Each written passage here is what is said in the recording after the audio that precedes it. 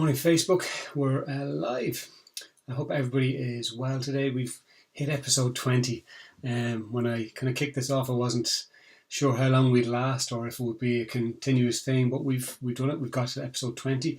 For those of you out there who are watching it live, thanks very much for joining in. For those of you who will look at this later on Facebook or YouTube, I hope you find the information interesting. For those of you on the Lemur app, good morning. I hope you're well. And then those of you who listen to our own podcasts, I appreciate all your feedback and support. So I suppose today we're going to keep it nice and condensed. We've a few that I want to get through, but I don't want to cover too much because, just to let you know, I suppose I'm going to be joining Jerry Kelly on LMFM radio this afternoon for my regular slot at 2:30. So if you're around, we're going to have some questions there as well that listeners send in. So hopefully that'll be enjoyable. So I just want to say thanks for the feedback as well on the last couple of episodes. Getting some really positive stuff. I appreciate it. It makes me, want to do this a bit more and kind of keep this going because I think it does seem to be serving some sort of purpose for people and people are getting a bit out of it. So, I appreciate the feedback and keep it coming. Keep those 5-star reviews coming in on Facebook as well. We're always happy to have those as well. But let's kick straight in. So, my 14-year-old literally walks around all day and scowls at everyone in the house. He used to be such a happy child, but seems to be really angry towards us and his sister. Is this normal, and what can we do to make him less angry? Oh, the old 14 years of age. It's, I've always said in all the years I've been doing this work with young people and families, 14 is the worst age.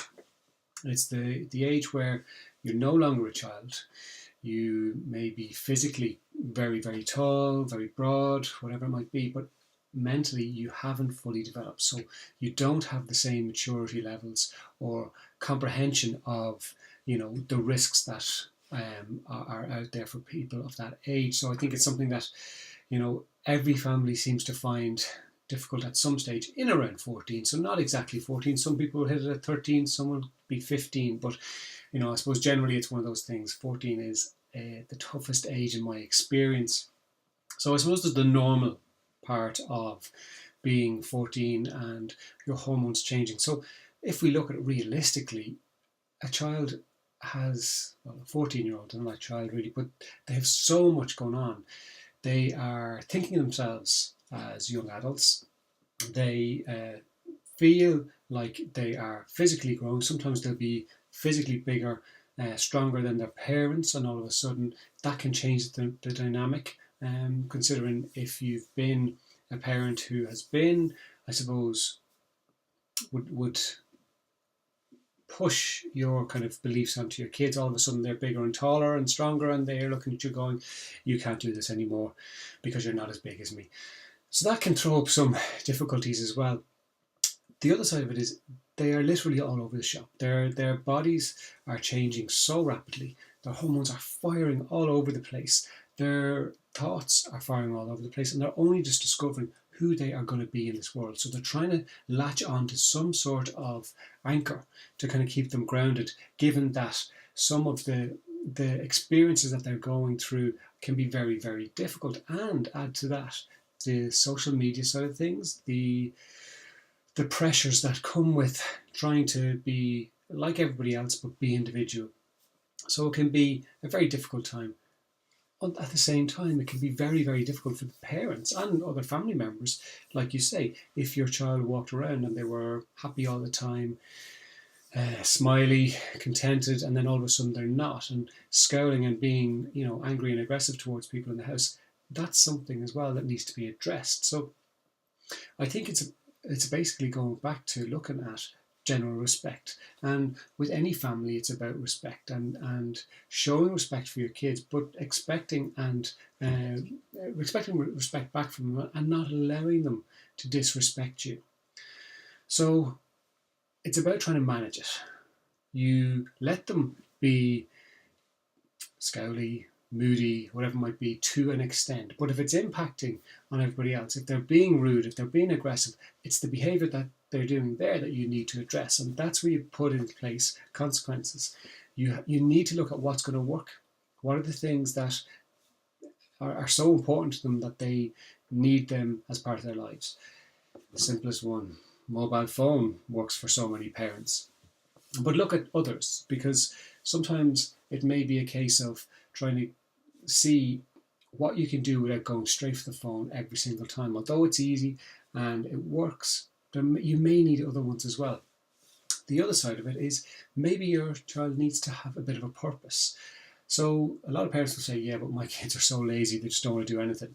But maybe if you get them involved in some sort of voluntary work, or helping out around the estate, or helping their grandparents, whatever it might be, that can be really important. While they might fight against it and be disappointed with it, ultimately it's going to teach them a lot about themselves, that they have self-worth and they have a reason. I think we've discussed this in the past. They have a reason and a purpose for being on the planet, and that's really, really important to them, that they start to build that at this early stage. So look at the behaviours. If he's being rude, if he's being disrespectful, you need to deal with it with consequences that are going to actually have an impact.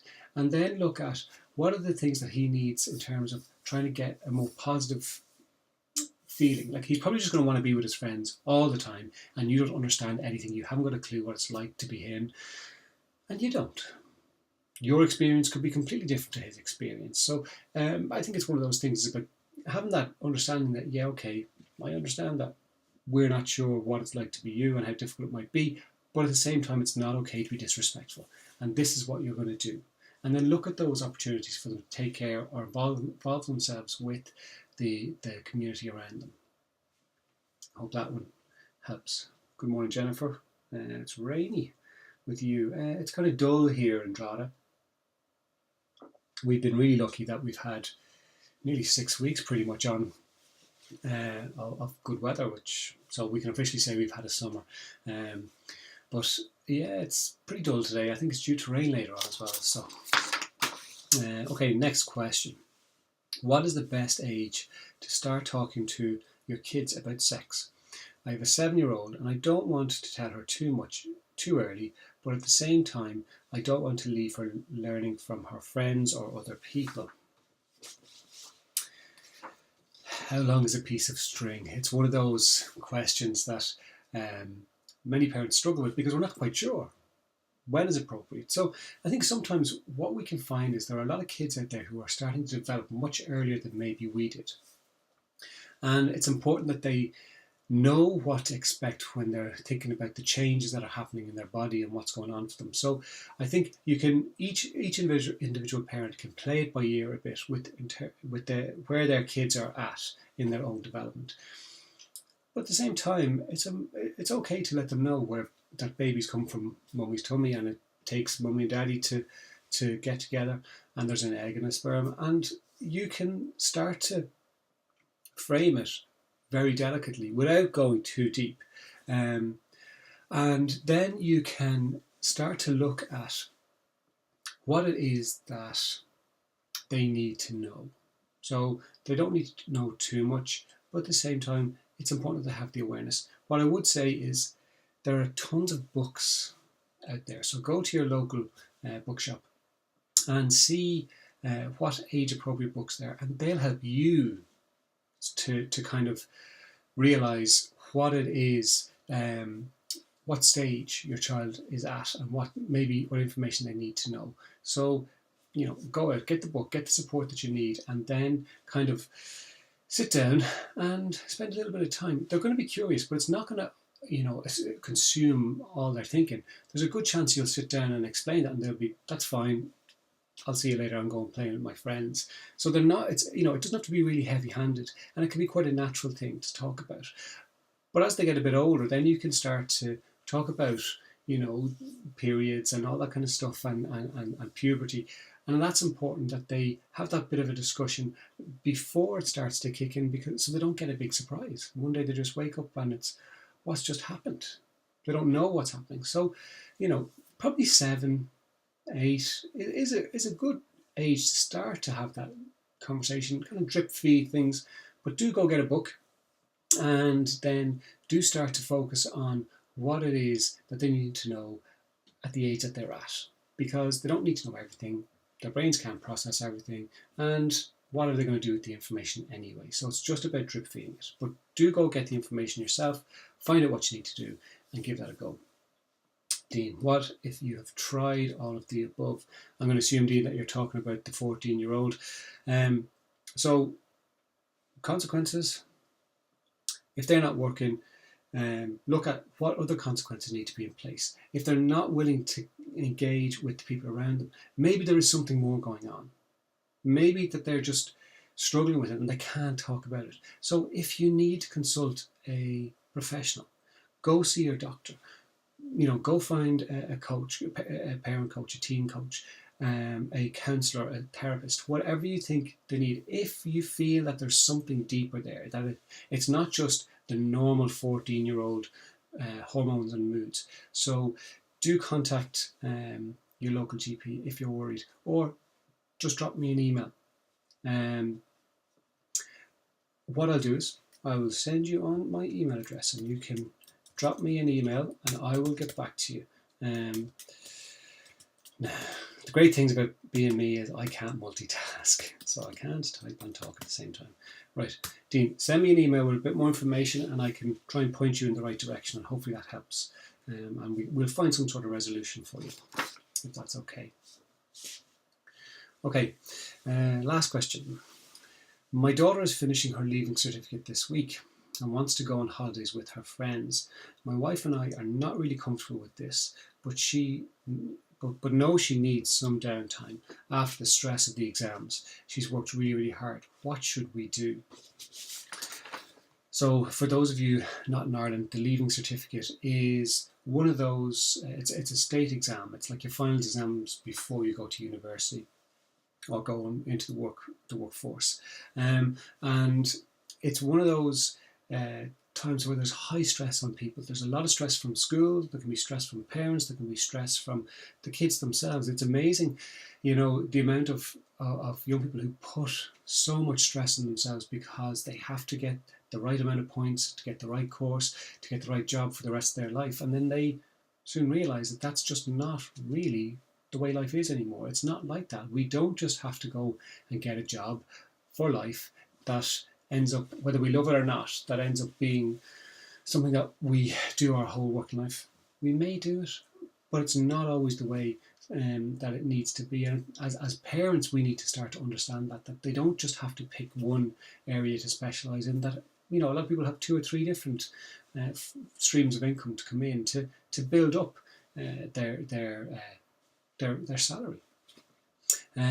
So it's one of those things. It's nearly like a rite of passage for a lot of people. They finish the exams and it is very much, we need to go away, have a bit of fun, blow off steam. Now the media will tell us tons and tons of stories. We will constantly get bombarded by these kids, these teenagers going off, getting into trouble, getting drunk, taking drugs, and there is a certain reality to it. It does happen. But what I would say is that it doesn't happen all the time. And there are millions of kids around the world who go away on trips after exams and just have fun, just blow off steam and then come back and get their life on track. And I think sometimes as parents, we want to try and keep our kids safe, but at the same time, we need to allow them to go out and explore the world and learn who they're going to be or who they are. And part of that is the process of pulling away from the family unit. So I would say, maybe it's okay for her to go away with her friends, and then you'll all just deal with anything that might come up. So if she ends up sick, if she ends up getting hurt on holidays, you'll deal with it. But you can't just assume that that's going to happen. Sometimes we have to let life take its course, and allow our kids to go and find it that they can take a knock and then build themselves back up. It's what resilience is. It's something that every parent strives for, but it's hard because we need to allow them to have that fall and not just wrap them up in cotton wool the whole time. So what I'd say is allow her to go. Maybe give her some parameters. Maybe talk about taking care of yourself. She'll probably look at you as like you've got 2 heads, but that's just the way kids are. And maybe it's okay for her to go and get sick after being too drunk or whatever it might be. It's life. It happens. And I think we all need to take responsibility for ourselves. And I think that's the most important thing. She needs to learn to take responsibility for herself the same way you have to take responsibility for yourselves. So let her go and see how she gets on. And then just deal with whatever may or may not come up. But it's going to be important that what you don't do is, see, I told you so. I told you shouldn't have gone. I told you so. Because if anything happens, they're going to feel a million times worse than you feel. So it's important that you don't just do, I told you so, that it's a learning lesson for them that they're going to have to deal with. And it's not for you to have to deal with it. And that's it for today, guys. Short and sweet. Dean, you're more than welcome. Jennifer, thanks very much. It always depends on the age of the child, and you're right, there are so many good books for every age about the topic. There absolutely is. So, for those of you who may be listening later on to Jerry Kelly, I hope you enjoy the show. It's at 2:30. And we will have no Facebook Live next week. I'll be away for a couple of days, so I won't be around to do it, but we'll get back on track the following week. I hope everyone has a wonderful week, and take care. See you.